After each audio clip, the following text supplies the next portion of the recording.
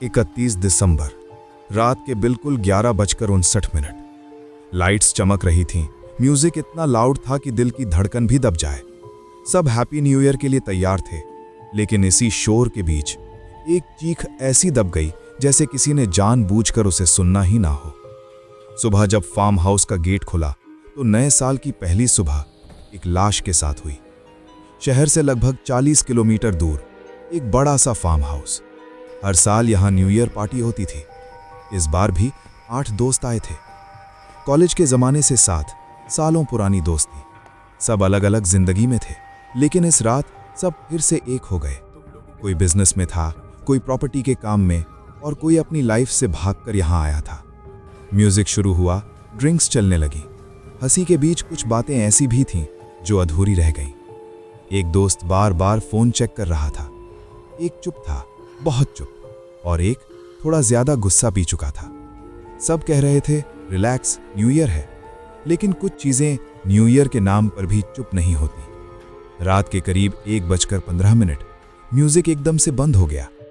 Generator room से एक भारी आवाज आई, जैसे कोई चीज जोर से गिर गई हो।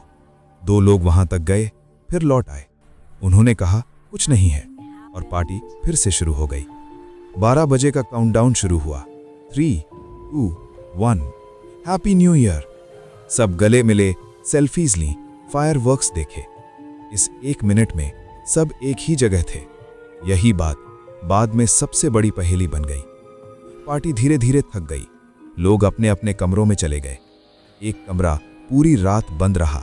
किसी ने नोटिस नहीं किया, क्योंकि सबने सोचा न्यू ईयर के बाद नींद सबसे बड़ी जरूरत होती है। 1 जनवरी की सुबह सनलाइट ने पार्टी के झूठ को तोड़ दिया। एक दोस्त का दरवाजा नहीं खुला। नॉक, फिर जोर से नॉक। दरवाजा तोड़ा गया, और जो देखा वो किसी को बोलने लायक नहीं छोड़ता। बेड के पास एक लाश। खून कम था, पर गर्दन पर निशान थे। पुलिस आई। फार्म हाउस सील हुआ। कोई बाहर नहीं जा सकता था। सीसीटीवी नहीं था। पुलिस ने कहा किलर यही है, और जब किलर दोस्त हो तो सच और भी भयानक हो जाता है। हर दोस्त की कहानी अलग थी। कोई कह रहा था मैं सो रहा था, कोई कह रहा था फोन पर बात कर रहा था। सबके पास एलिबाई थी, पर सब अधूरी। पुलिस को पता चला मरने वाले और एक दोस्त के बीच प्रॉपर्टी डिस्प्यूट था। प्रॉपर्टी के पेपर्स, बिजनेस का हिस्सा। रात के पहले उन दोनों के बीच बहस हुई थी। गुस्सा, शब्द और ईगो। जनरेटर रूम के पास उन्हें आखिरी बार साथ देखा गया। पुलिस ने एक दोस्त को अरेस्ट किया। मीडिया ने कहा किलर पकड़ा गया। फार्म हाउस से सबको छोड़ दिया गया। न्यू ईयर की खबर खून से भरी थी। पोस्टमार्टम रिपोर्ट आई।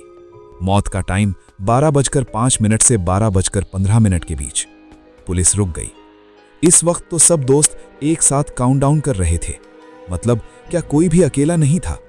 या क्या सबने कुछ ना कुछ देखा और चुप रहना चुना?